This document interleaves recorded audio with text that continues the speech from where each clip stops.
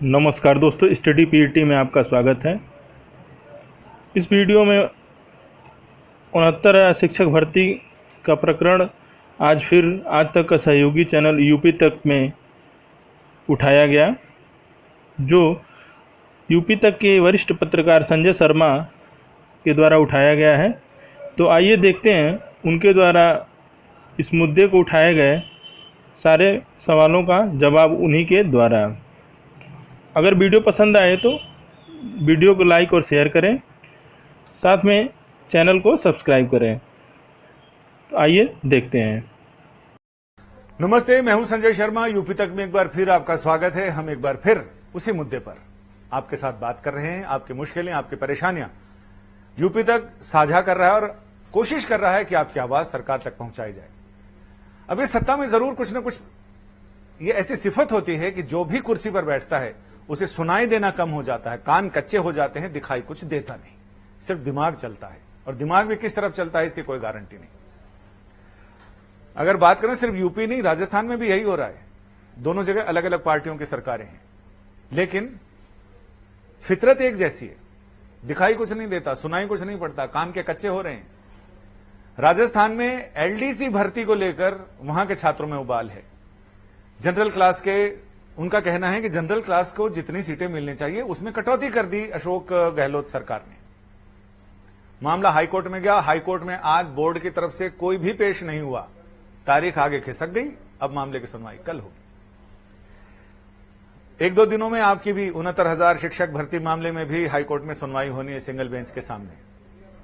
इधर मामला supreme court में भी चल रहा है। 6 जुलाई तक सरकार को इस मामले में जवाब देना है। चार्ट बनाकर सरकार को यह बताना है कि आखिर शिक्षा मित्रों में से कितने लोगों का चयन इस परीक्षा में हुआ है, शिक्षा मित्रों की क्या हालत है, कितने शिक्षा मित्र हैं, कब कब परीक्षा हुई, कहां कब कब कितने परीक्षार्थी बैठे, कितने पास हुए, कितनों की क्या डिग्री आई। कल हमने बात की थी इस पर कि बहुत सारे लोग ऐसे शिलाजीत की पैदाइश हैं, उन्होंने ऐसी कुंजी घोल के पी ली है कि 150 में 142, 141, 136, 135, 137 ऐसे नंबर लाए जा रहे हैं। एक महीने 1.5 महीने पहले एग्जाम हुआ, उसमें उनके किसी में 60, किसी में 70 नंबर हैं। 1-1.5 महीने में ही 14 विषयों की परीक्षा की तैयारी करके इन्होंने ऐसा शिलाजीत खाया, ऐसी कुंजिका घोलकर पी ली कि उनके 142, 145 एक खास परिवार के लोगों के नंबर आ रहे हैं। आज हम बात कर रहे हैं आपसे इस पर कि साहब कुछ लोगों की समस्या यह है, सरकार सुने तो ज्यादा बढ़िया है। जो अभ्यर्थी हैं वो तो देख ही रहे होंगे, वो सुन रहे होंगे, लेकिन सरकार को सुनाना चाहते हैं। ये ऐसी कथा है जो कथा सुनने वाले नहीं बल्कि उनको सुना रहे जिनकी ये कथा है। आपकी तो व्यथा है, आपकी व्यथा हम उनको सुनाना चाहते हैं। कथा में तो सुनने वाले भक्त आते हैं, लेकिन हम चाहते हैं जो भगवान हैं, जो कुर्सियों पर बैठे हैं, सिंहासनों पर बैठे हैं, उनको सुनाई जाए। कुछ बच्चे ऐसे हैं, 1.5 साल पहले उन्होंने जिस मोबाइल से अपने फॉर्म भरे थे, जिस मोबाइल नंबर का जिक्र अपने फॉर्म में किया था, जिस पर उनके ओटीपी आते हैं, वो मोबाइल कंपनियां गायब हो चुकी हैं। वो सिम काम नहीं करते, लेकिन सरकारी अमला कहता है कि हम तो ओटीपी उसी पर भेजेंगे। बच्चों के होश उड़े हुए हैं। सरकार एक तो ये देखे, दूसरा ये कि इनको बहुत सारे बच्चों को शिकायत है, कई सारी चीजें जो बाजार में चल रही हैं, उसमें ये कि 69,000 शिक्षक भर्ती में उत्तीर्ण हम सभी अभ्यर्थी आपके समक्ष 2 निवेदन करते हैं। ये सरकार के पास निवेदन करें कि 69,000 शिक्षक भर्ती में हुए कथित धांधली और सहायक शिक्षक भर्ती के गुणांक के निर्धारण के संबंध में। मैं उनकी चिट्ठी पढ़ देता हूं। 69,000 शिक्षक भर्ती में हुई कथित धांधली की उच्च स्तरीय जांच सरकार कराए, जिससे ईमानदारी और मेहनत से परीक्षा उत्तीर्ण करने वाले अभ्यर्थियों के साथ न्याय हो सके। 69,000 शिक्षक भर्ती का गुणांक बनाने में एकेडमिक परसेंटेज को शामिल न किया जाए। कारण, सन 1990 से लेकर 2015 तक उत्तर प्रदेश बोर्ड सहित सभी शिक्षा बोर्ड और यूनिवर्सिटीज में सिलेबस में बहुत बदलाव आया है। इसी प्रकार अलग अलग बोर्ड और अलग अलग यूनिवर्सिटीज के सिलेबस भी अलग अलग होते हैं।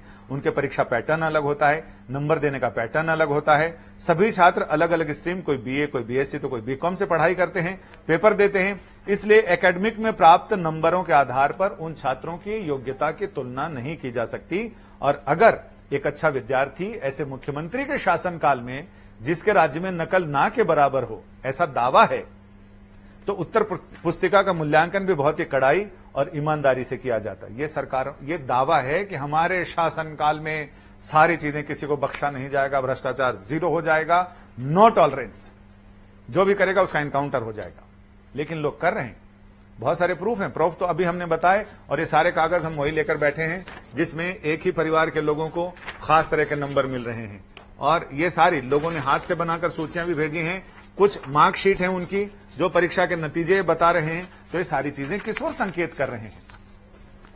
सरकार को चाहिए कि इसकी जांच कराई जाए। इसके अलावा बहुत सारे लोगों का यह कहना है कि उनके फॉर्म में कुछ मानवीय भूलें हैं जिनको वो दुरुस्त करना चाहते हैं। प्रोविजनल सर्टिफिकेट आया, मार्कशीट आई, उसमें नंबर कुछ अलग हैं, और जो ओरिजिनल आई उसमें नंबर अलग है। इनका यह कहना है कि सरकार एक बार हमें मौका दे, क्योंकि सरकार ने भी बहुत सारी भूलें की हैं, वो भूलें भी सुधार होता है उनका, चाहे कोर्ट के कहने पर हो या सरकार खुद से भूल सुधार के लिए एक नया सर्कुलर जारी कर दे। सरकार के लिए तो बड़ा आसान है, एक दूसरा सर्कुलर जारी कर दिया और पुरानी चीजें मिट गई। ऐसा जैसे ब्लैक बोर्ड पर डस्टर घुमा दिया हो। लेकिन जिंदगी में ऐसा नहीं होता है, जिंदगी ब्लैक बोर्ड नहीं है, इस पर डस्टर घुमाने से नहीं होगा। लिहाजा ऐसे में सरकार एक काम कर सकती है कि इन सारे लोगों को भूल सुधार के लिए एक मौका दे सकती है, और जिन लोगों के मोबाइल नंबर अगर उस समय के मोबाइल यूनिनॉर के या किसी और कंपनी के हैं जो अब काम नहीं करती है, जिसके मोबाइल काम नहीं कर रहे, उनको एक ईमेल आईडी विकल्प दिया जाए कि ईमेल आईडी के जरिए आपके पास या कोई दूसरा नंबर दे दीजिए या ईमेल आईडी जिसके जरिए आपके पास ओटीपी आ जाए, वन टाइम पासवर्ड, और आप उसके जरिए अपनी सारी चीजों का निराकरण कर लें। यानी कुछ ऐसी चीजें हैं। कुछ लोगों का यह भी कहना है कि जिनको रिजर्व कोटे का फायदा मिलता है उन सारे लोगों ने जनरल से सीटें ले ली हैं। अब ये विवाद का विषय हो सकता है, या कोर्ट इसमें व्यवस्था दे सकती है कि क्या प्रतिभाशाली रिजर्व कोटे का स्टूडेंट क्या जनरल से अपनी प्रतिभा के आधार पर जनरल की सीटों पर काबिज हो सकता है, या उसे रिजर्व के कोटे से ही जाना चाहिए? ये एक विवाद का विषय, एक कानूनी बहस का, संवैधानिक बहस का विषय हो सकता है। लिहाजा इस पर सरकारें जो फैसला करें। कुछ बच्चे लॉकडाउन के दौरान वो शिक्षा मंत्री के घर पहुंचे, बेसिक शिक्षा मंत्री डॉक्टर सतीश द्विवेदी, उनके यहां गए और उन्होंने शांतिपूर्ण ढंग से सोशल डिस्टेंस का पालन करते हुए प्रदर्शन किया। मेरे पास वीडियो भी आए थे और वीडियो उन्होंने सोशल मीडिया पर भी शेयर किए। तो मंत्री जी ने यह कहा कि आपको बार बार इस तरह का नाटक करने की जरूरत नहीं है और आप लॉकडाउन में ये सब ना करें। सरकार को सब मालूम है कि कहां क्या हो रहा है, हम सारी चीजें दुरुस्त कर देंगे और हम सारी चीजें करेंगे। क्वालिफाइड लोग या 4 लाख जो अभ्यर्थी हैं वो सोचेंगे कि मैं दिन भर व्हाट्सएप पर चैटिंग करूंगा तो ये संभव नहीं है। मैं फेसबुक पर अंत्येष्टि का टिकट डाल दूं तो आप उस पर भिड़ जाते हैं। मैं कोई अपने क्षेत्र के सड़क का पोस्ट डाल दूं तो आप उस पर भिड़ जाते हैं। आपकी जितनी समस्याएं हैं वो तो सोशल मीडिया पर आप कह ही रहे हैं, ये सब पता ही है। तो फिर लॉकडाउन में आकर के इस तरह का फिजिकल विज्ञापन देने की जरूरत नहीं है। आपकी सारी समस्याएं समाधान हमारे संज्ञान में है और आप ये विश्वास रखिए, अधिकांश समस्याओं का समाधान करने का प्रयास करते हैं। कुछ में कानूनी कठिनाइयां हैं, इसके नाते नहीं हो पाता है, जितना संभव होता है करते हैं। जो आप लोग अभियान चला रहे हैं लगातार फेसबुक पर, व्हाट्सएप पर, किसी समस्या का समाधान किसी को टार्चर करके नहीं होता, ये तरीका ठीक नहीं है। सरकार को अगर ये मालूम है कि कहां क्या हो रहा, तो ये भी मालूम होगा कि कौन से जिलाध्यक्ष के कहने पर क्वेश्चन लीक हुआ था, कौन से जिलाध्यक्ष और कौन से लोगों के दबाव में कुछ खास परिवारों को ज्यादा से ज्यादा नंबर मिले। हो सकता है उनको 150 से ज्यादा भी नंबर मिल गए होंगे। जांच होनी चाहिए, और जांच हो, निष्पक्ष जांच हो, स्वतंत्र जांच हो और बिना किसी भेदभाव के जांच हो, तो शायद बहुत सारी चीजें सामने आएंगी। और सरकार का यह दावा कि हमारा 0 टॉलरेंस है, तो उस पर भी कुछ असर हो सकता है। सच में 0 टॉलरेंस है या फिर सरकार फिर वैसी ही है?